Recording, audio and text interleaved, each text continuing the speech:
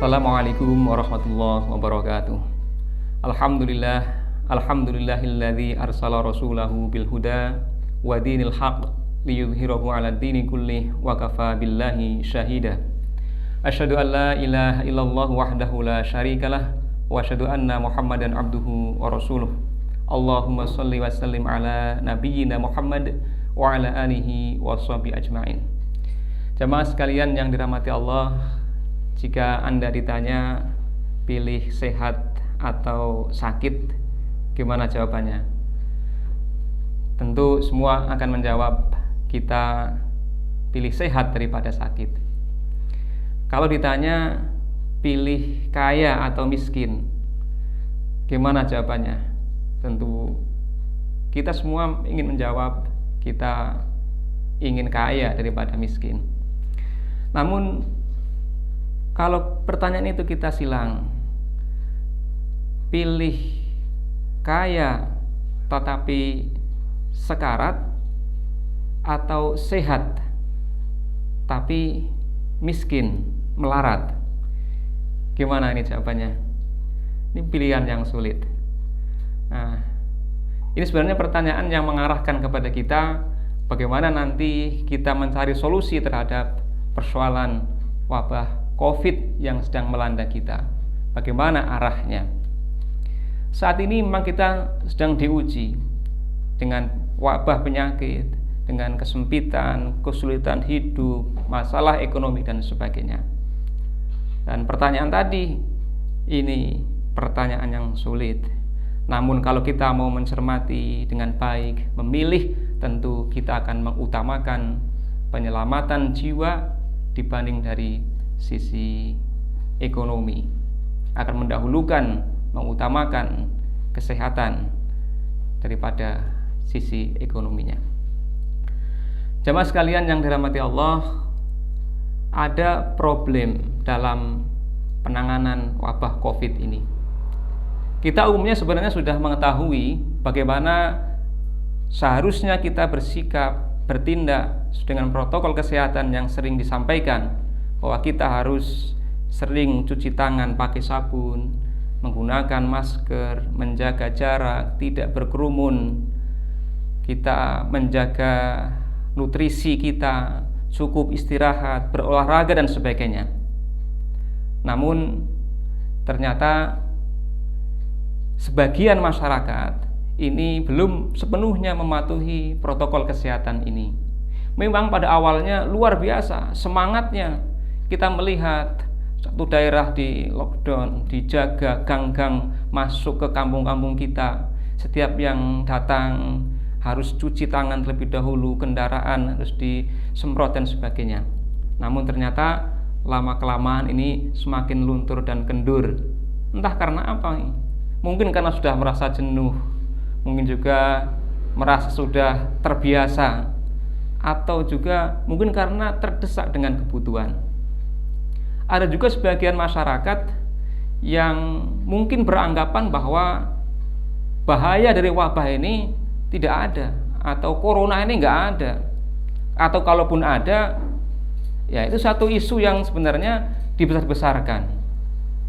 Ada juga yang mereka belum mematuhi protokol kesehatan ini, misalnya memakai masker karena apa? Merasa nggak nyaman, atau bahkan mungkin sampai kepada persoalan misalnya dalam beribadah suruh pakai masker beralasan wah ini tidak boleh, dalam sholat ada hadis yang melarang menggunakan penutup mulut atau muka kita ini.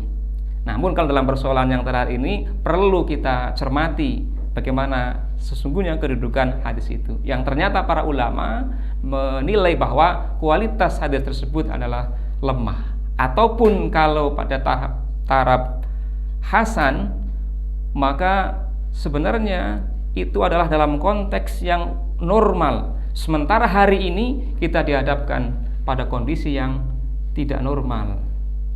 Oleh karena itu kita harus tetap waspada terhadap bahaya COVID-19 ini.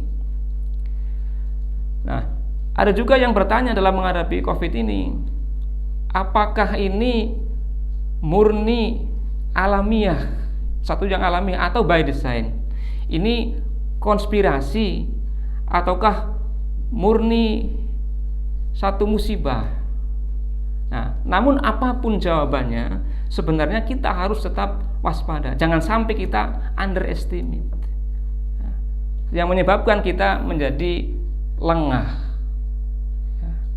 Jangan juga over, yang menjadikan kita tidak teratur langkahnya dan tidak terukur. Jamaah sekalian yang dirahmati Allah, kemudian kita perlu memahami prinsip-prinsip dalam Islam yang terkait dengan bagaimana menghadapi wabah ini. Ada beberapa prinsip yang bisa kita terapkan terkait dengan menghadapi wabah COVID-19. Yang pertama, kita harus mengambil resiko yang paling kecil. Kalau ada dua pilihan, madarat, bahaya, sama-sama bahaya, maka kita mengambil resiko yang paling kecil. Sebagaimana kaidah yang mengatakan al-akhdhu bi akhafid darurain. Kita mengambil satu bahaya yang lebih ringan. Sekarang mau percaya atau tidak percaya, resiko mana yang lebih beresiko ini? Mau menyelamatkan jiwa atau menyelamatkan ekonomi dulu? Mana kira-kira ini yang lebih ringan bahayanya? Kemudian yang kedua, jangan berbuat sesuatu yang membahayakan diri atau membahayakan orang lain. Sebagaimana kaidah la dororo wala diror. Jangan membahayakan diri sendiri dan juga membahayakan orang lain. Nah, ini sebagaimana kaidah yang sesuai dengan sabda Nabi Shallallahu Alaihi Wasallam. Dengan kita menjaga diri, sebenarnya sudah menjaga orang lain, mengikuti sunnah Rasulullah Shallallahu Alaihi Wasallam. Sementara kita ketika tidak mau menjaga diri kita, maka kita menyelisihi sunnah Rasulullah Shallallahu Alaihi Wasallam. Misalnya orang tidak mau memakai masker, masih juga mengadakan kerumunan, mengadakan pesta-pesta, ini berbahaya. Dan itu alamat orang konyol, ya, bepergian sebagainya. Kathratul intikol alamatul konyol ini. Ya. Kemudian untuk menjaga diri ataupun orang lain, kita harus ada yang ungkapan begini, kalau memang abang sayang, jangan bawa virus corona, jangan dibawa pulang. Nah, ini kita perlu, walaupun mungkin kita rindu sekali sementara ada wabah, sebaiknya kita menjaga diri, tidak berkumpul dengan mereka yang masih dalam kondisi yang baik. Mungkin juga ini ada ungkapan, misalnya kalau dulu kita ada semboyan, bersatu kita teguh, bercerai kita runtuh.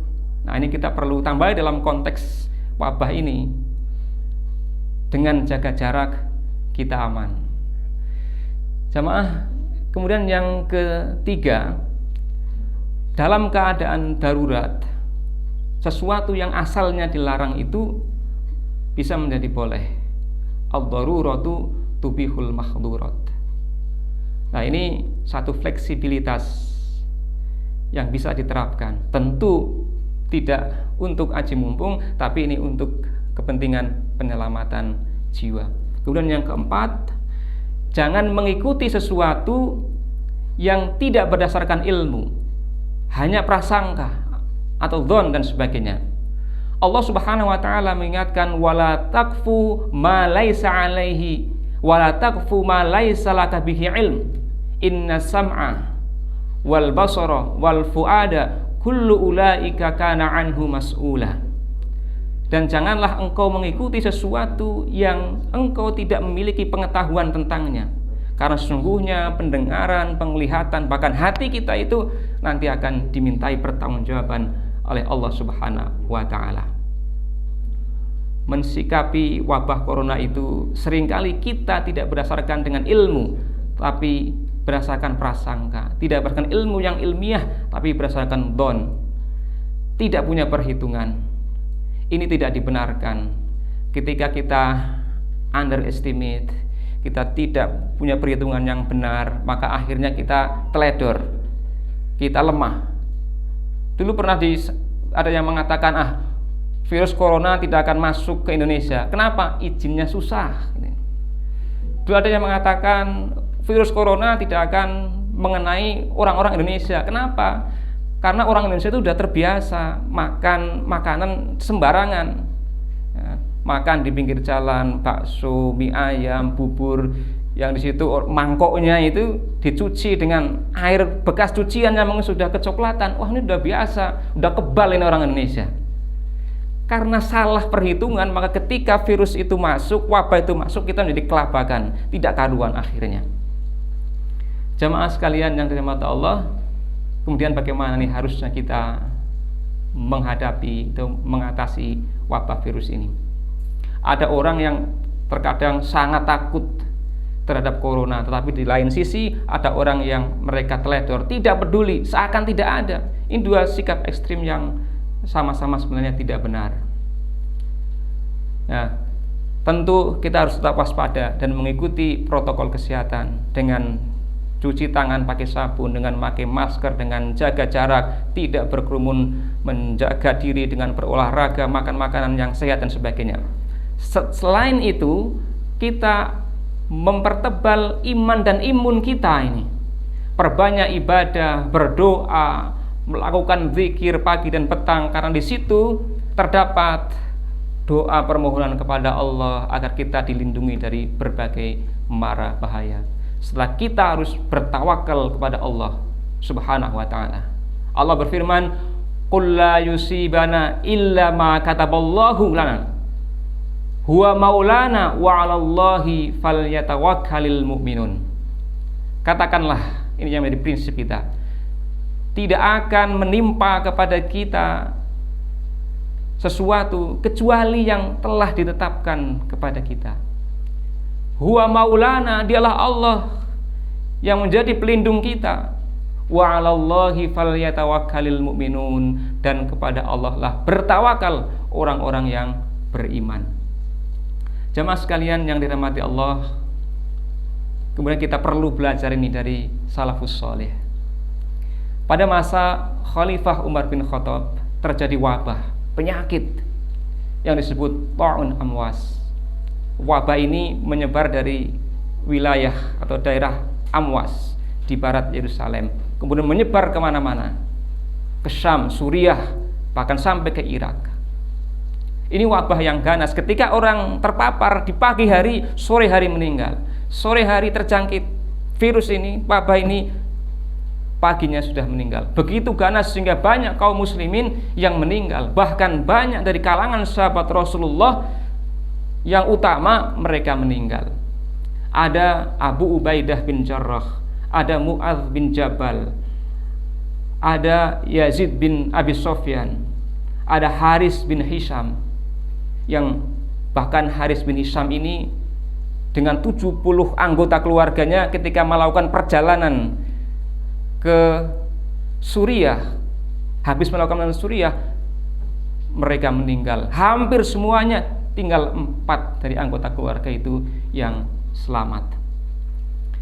Umar bin Khattab menyadari keadaan ini ketika melakukan perjalanan dari Madinah menuju Suriah. Di tengah jalan mendengar kabar banyak yang meninggal karena wabah. Sehingga kemudian Umar bin Khattab mengumpulkan para sahabatnya, minta pendapat bagaimana sebaiknya lanjut ataukah diurungkan balik ke Madinah. Ternyata mereka tidak sepakat. Kalangan muhajirin ditanya juga tidak sepakat lanjut atau mau terus atau mau kembali. Kaum Ansar juga demikian. Namun setelah sahabat-sahabat dari kaum Quraisy yang dulu ikut hijrah dan ikut Fathul Makkah, mereka merekomendasikan untuk kembali ke Madinah. Maka Umar bin Khattab memutuskan untuk kembali ke Madinah. Ini sebenarnya ditentang oleh Abu Ubaidah bin Jarrah, mengatakan, apakah engkau ingin lari dari takdir? Maka Umar menjawab, ya, saya lari dari takdir satu kepada takdir Allah yang lain. Bukankah ketika engkau memiliki onta, kemudian di hadapanmu ada padang rumput yang subur, yang satunya padang pasir yang gersang, ketika engkau memilih padang rumput yang subur itu, bukankah itu takdir Allah? Demikian pula bagaimana ketika engkau memilih padang pasir yang gersang, apakah itu juga takdir Allah? Kemudian Umar bin Khattab kembali, sementara Abu Ubaidah bin Jarrah tetap melanjutkan perjalanan ke Suriah. Mengapa? Karena pasukannya masih di sana.